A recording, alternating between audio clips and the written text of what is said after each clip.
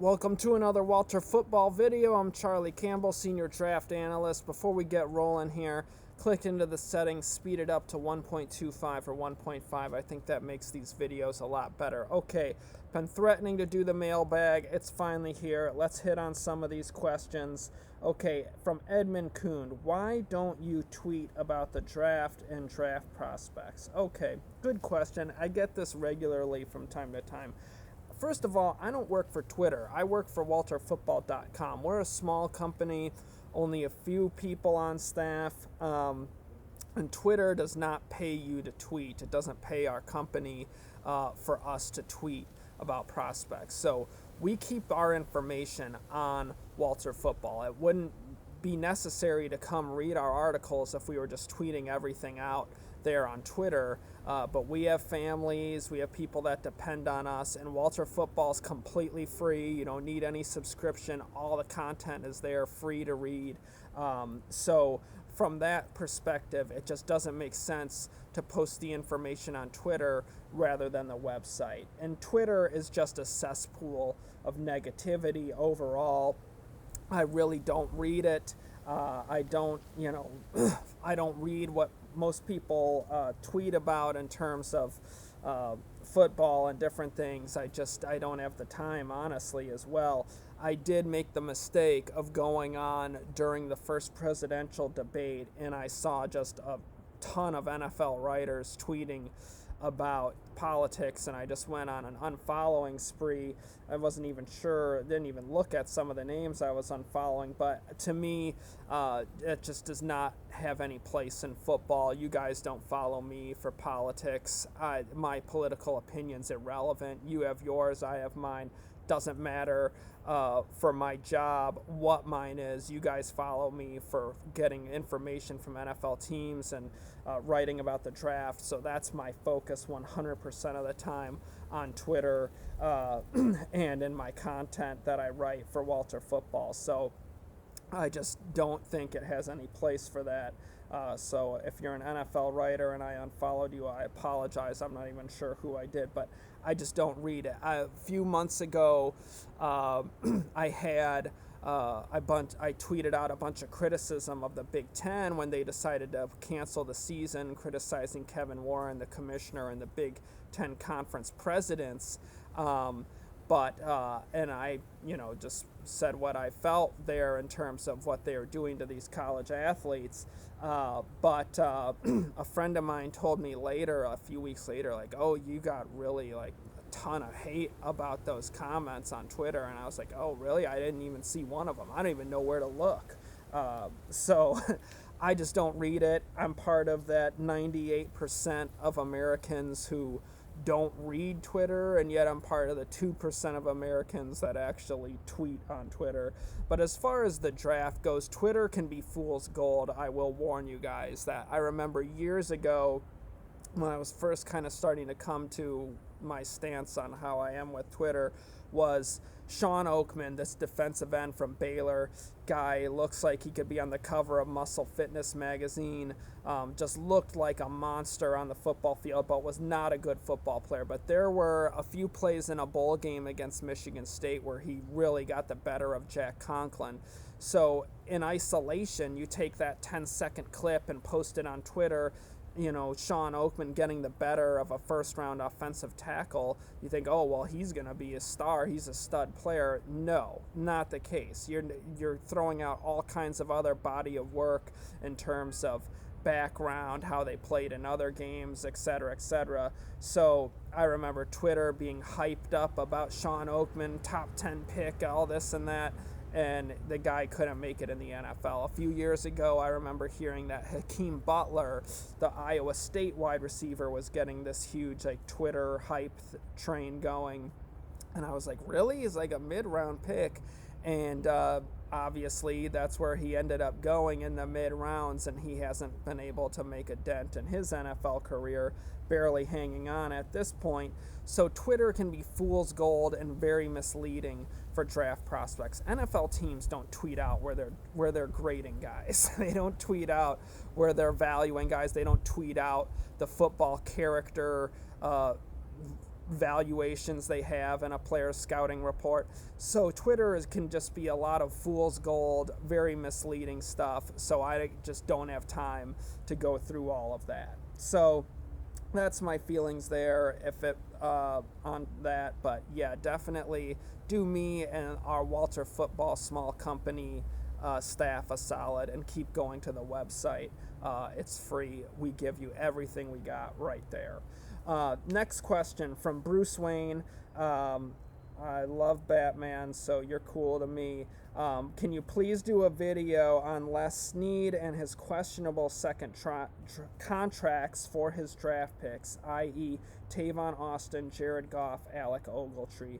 You know, that's a really good question, Bruce, and I will say this is a common trap that a lot of GMs do fall into, where they do give some second contracts that are bad because they want to make that pick look like it was a good pick to the owners. They don't want to see the team moving on from a first round pick, 4 or 5 years afterwards. That guy's expected to be there a decade or so. So teams can be more inclined at times to do a second contract that's regrettable. Obviously, those were Tavon Austin, terrible. I remember when they did the pick, I didn't like the pick and where they took him. And then when they gave him that second contract, I just was shocked because he wasn't a good player. He's a gimmick player, clearly. Jared Goff, very flawed quarterback. Not worth the contract they gave him. Maybe you can win with him. They got to a Super Bowl with him, but you got to win Flacco, Eli Manning style with him, where the rest of the roster is so good and you make it just easy enough for him, where he only has to make a few throws a game and he's just barely good enough to do that. That's got to be the hope with Goff. But at any rate, Alec Ogletree at least got them some nice return from the Giants. But Snead is a feast or famine GM. He hits a home run with some draft picks, and he completely blows it on some others, like Greg Robinson, second overall in 2014, taking him over Jake Matthews and Taylor Lewan. Les Snead blew that evaluation 100%.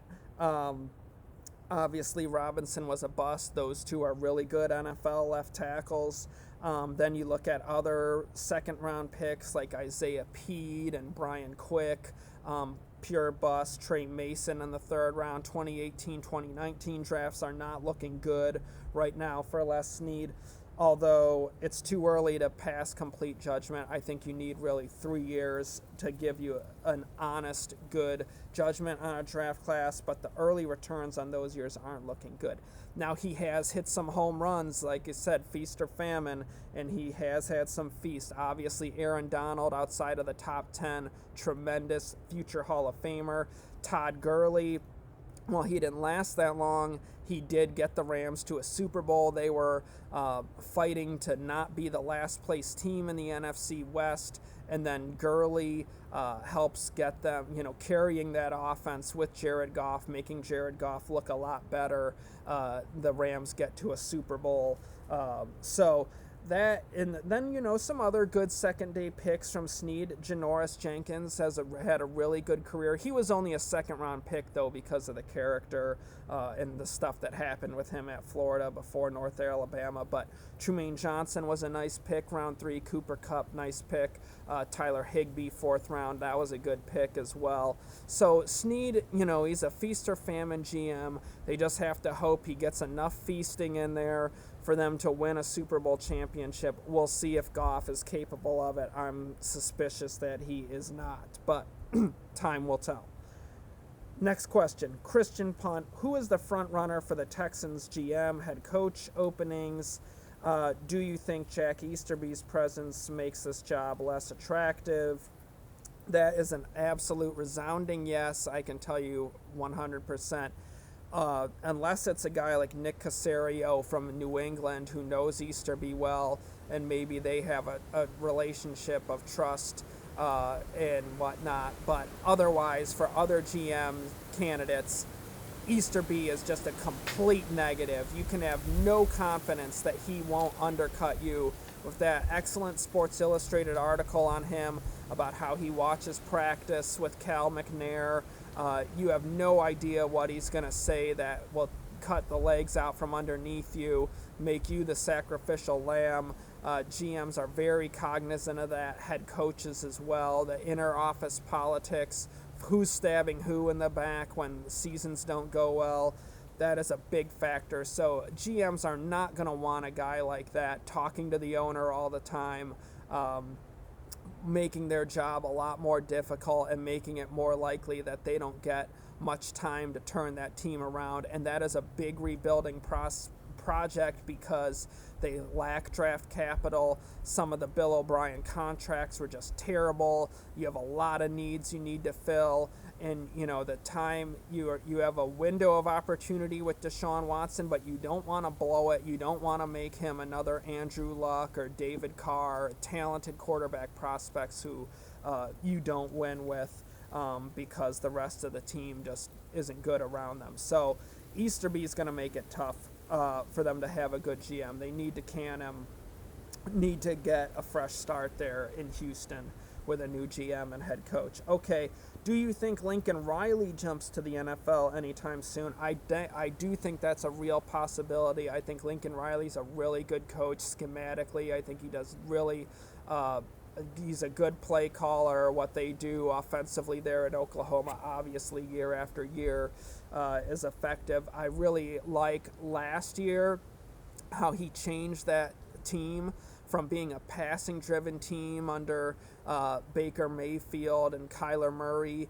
to being more balanced to help Jalen Hurts' passing limitations, and they really ran the ball a lot more, and they became a more effective running team. So I think that showed really good flexibility on the part of Lincoln Riley, which I think is a big key trait for NFL coaches. So I do think he'll go to the NFL soon if he wants to go, unless he wants to stay at Oklahoma, which is a really good job. He could stay there a long time, have a lot less pressure and a lot less risk of getting fired than an NFL job. Last question here from Christian. He asks about Isaiah Spiller. What are scouts saying about him? Texas A&M running back. He's not draft eligible, so scouts aren't. The advanced scouts will be watching him in the spring, but the regular area scouts, they aren't doing him yet. They'll do a report on him next year, assuming they hear he's likely to come out. So I haven't watched him in depth either because I focus on the draft eligible guys just like an NFL scout does for this next draft. And but I have watched A&M, with Kellen Mond and some of their other guys, and Spiller, I have noticed looks like a big, tough running back, has had a really nice season for them. I'm excited to start studying him next summer and fall. But yeah, definitely he's played well this year for the Aggies. Next question, didn't get the name. Why am I lower on Zach Wilson? Check in the links below in the Hot Press article I did on Zach Wilson. You can see teams varying across the league and where they're grading him. Some had him in the second round, value him there. Others think he's going to rise through the process, could be a high first rounder. Some have him late 1, early 2. It's a big hodgepodge across the league with him, not a consensus like Trevor Lawrence in his grade. And so as a result, you also have football character concerns with Zach Wilson, which I got a great quote from a director of college scouting on in that article. So check out that link. Some interesting stuff in there. But Wilson could rise. He could slide. It's going to be really interesting to see. In my latest mock, I do have him going high to Carolina in the first round. So that definitely is a possibility. But when you have football character concerns and a crowded quarterback class, you could have some big variations from team to team and how they go off the board. So it'll be exciting. I'm looking forward to seeing how it all shakes out. This should be a really fun draft. Last question from Tim. What is my favorite team? I don't have a favorite team. I'm completely objective. I don't care who wins or loses the games on Sunday. 100 doesn't matter to me at all. I'm just focused on my job and getting work done and trying to get accurate information for you guys. That is my passion and what I'm driven to do. I want to get accurate information from teams to give to you guys, because I remember my days as a fan, how I really liked that, and reading inside information on where teams were grading players and valuing players. So that is kind of my focus.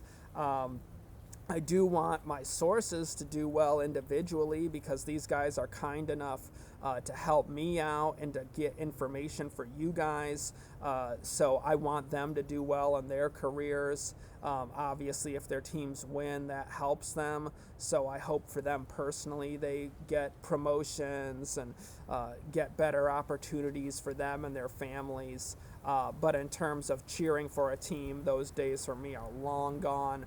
When I became a football writer covering the Bucs, the job forces you to be objective, and the biased reporters are the worst. I can say the guys that are homers for the teams, just that's not really good coverage. And conversely, if they're 100% negative and biased and trying to get all these different guys run out of the team, that's not good either. So this job kind of forces you to be an objective writer if you want to do it right, in my opinion.